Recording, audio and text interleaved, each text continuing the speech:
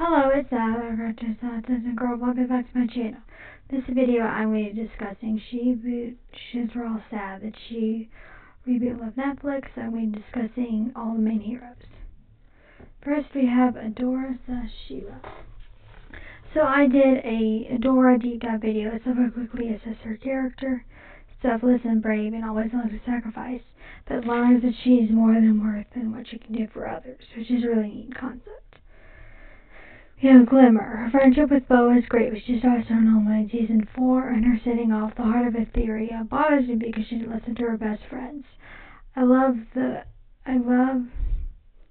that she professes her love for Bo in the finale, but they don't kiss, which shows maturity. Next, we have Bo. So Bo is a likable guy who cares for others and has a deep bond with Glimmer. But in Seasons 4 and 5, he becomes angry with her for sending off the heart of Etheria, forgives her and tells her he loves her, which shows how strong their bond is. Next, we have Catra. So Catra is a complicated character, because most of her actions are spurned what she believes to be betrayal by Adora. Because she's angry at Adora for leaving the Horde and leaving her behind, even though Adora repeatedly offered her to join her. She gets a great redemption in Season 5, which I think was great. Well done. Entrapta is another complex character. She's a bit autistic, which I love because it was well done. Also, she does betray the rebellion because she thought they left her behind on purpose and to get access to great technology. However, when the portal she's working on with Hordak, the villain, tries to destroy Etheria and the planet, she realizes the error of her ways and helps the heroes for the rest of the series, and even gets to still be friends with Hordak. Mermista. So Mermista is the princess of Selenius, who has water powers.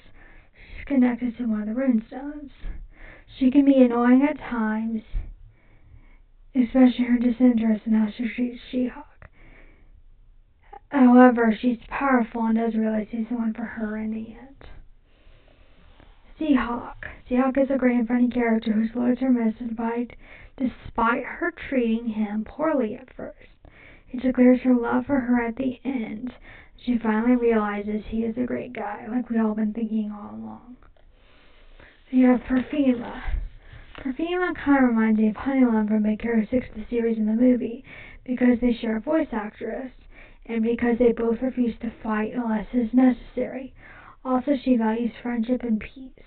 Believes that makes her stronger. To an extent, I agree with her, but sometimes you have to fight for those you love. It doesn't make you weak or destructive. She thinks it does. We have Frosta. Frosta loves Glimmer and admires her greatly. She is 10 or 11 years old and is a powerful princess and fighter.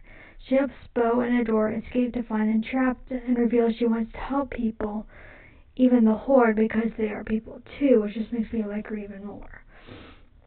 We also have Scorpia. Scorpia has a runestone but isn't connected to it, which is the source of the princess's power.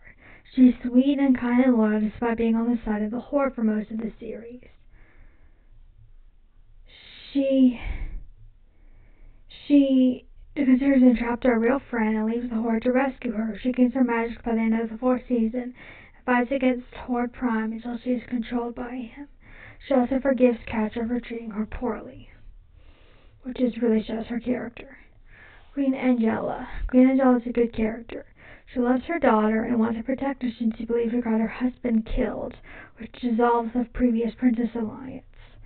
She eventually considers Adora part of her family and sacrifices herself to save the world in Season 3 and tells Adora to take care of Glimmer. The sacrifice is still felt for the rest of the series, especially by Glimmer, who misses her and blames Adora for her death, and by Adora, who uses Angela's last words and sacrifices as a motivation to keep going, particularly on Beast Island when everyone else has given up.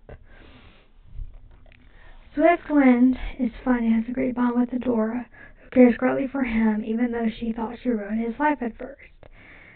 She senses when She-Ra returns in Season 5, but before that he even tries to connect with Adora herself so that he can make sure she's okay. Cinderella and Natasha. Finds the power of a cyclone wind, while on the top that can make powerful magical nets. Lures for rebellion and stay even when the other princesses leave. They are not connected to a rune stone. At first, no one takes them seriously until they prove themselves. So that was it for this video. If you enjoyed, please comment, subscribe, and I'll see you next time. Bye.